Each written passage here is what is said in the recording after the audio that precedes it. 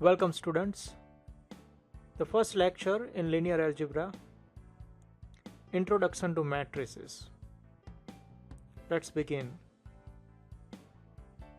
In this lecture we are going to look at the definition of a matrix and we are going to learn about special matrices. What is a matrix? A matrix is a rectangular array of numbers. In a simplistic terms, you can say that it is a tabular representation of numbers. For example, here we have a general form of an m by n matrix. M is the number of rows and n is the number of columns in the matrix. Here we arrange the numbers in a grid surrounded by square brackets. Typically, we denote a matrix using an uppercase letter in a bold face. For example, here we can use capital letter A to denote this matrix. You can use any other alphabet to denote the given matrix. Now let's understand a matrix entry. A matrix entry is written as A sub ij, where I is the number of the row and j is the number of the column. For example, A sub 11 represents an element in the first row and first column of this matrix. Similarly, A sub 12 represents an element in the first row and second column of this matrix. Now let's define the size of a matrix. The size of a matrix with m rows and n columns is denoted by m times n. For example, here we have matrix A. In this matrix we have 3 rows and 3 columns. Therefore, the size of this matrix is 3 by 3. You can also write the size of the matrix below the capital letter A. Now let's see another example. In this example we have matrix B with 5 rows and 1 column. Therefore, we can call matrix B a 5 by 1 matrix. You can also write the size of the matrix below the capital letter B. And here we have a third example. We have a matrix C. In this matrix we have 3 rows and 2 columns. Therefore, we can say that matrix C is a 3 by 2 matrix. Again, you can write the size of the matrix below the capital letter C. That's how we can find the size of a matrix. Now let's understand how we can access the elements of a matrix. For example, here we have the matrix A, which is a 3 by 3 matrix. Now we want to access its elements. For example, we want to access this element, number 7. First we can number each row and each column. Now we can read that 7 is in a first row and second column.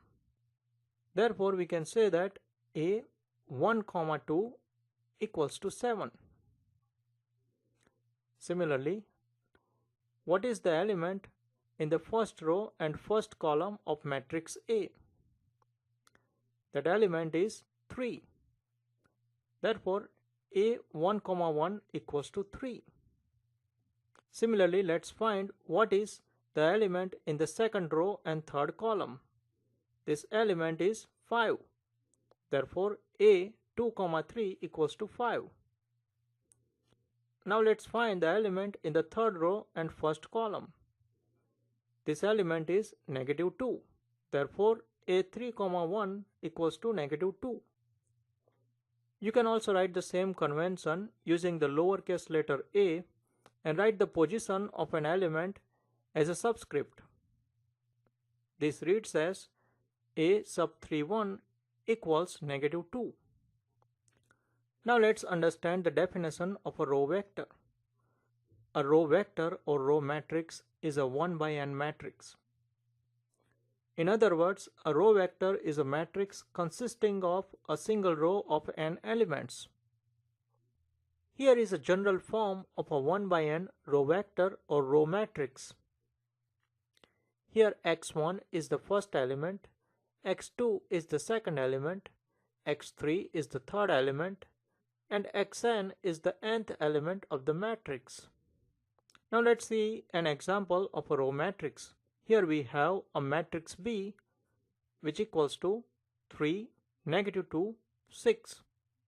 Matrix B is a 1 by 3 row vector or row matrix because it consists of 3 elements in a single row. Now let's understand the definition of a column vector. A column vector or column matrix is a m by 1 matrix. In other words, a column vector is a matrix consisting of a single column of m elements. A general form of a column vector or column matrix can be written as below. x1 is the first element, x2 is the second element, x3 is the third element, and xm is the mth element of the column matrix.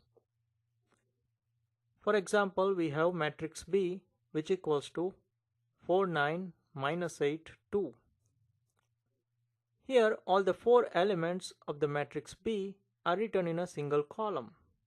Therefore, matrix B is a 4 by 1 column vector or column matrix. Now let's do some practice examples. Identify a row vector or a column vector. Here we have matrix A and matrix B. In matrix A, we have 4 elements in a single row. Therefore, m is equal to 1 and n is equal to 4. Therefore, matrix A is a 1 by 4 row vector. Now let's find out about the matrix B. In matrix B, we have 5 elements in one column. Therefore, here we have 5 rows and 1 column. M is equal to 5 and n is equal to 1. Hence, matrix B is a 5 by 1 column vector. And that concludes our today's session. Please keep watching. We will continue the lecture 1 in the next session. And do not forget to subscribe our channel. Thank you.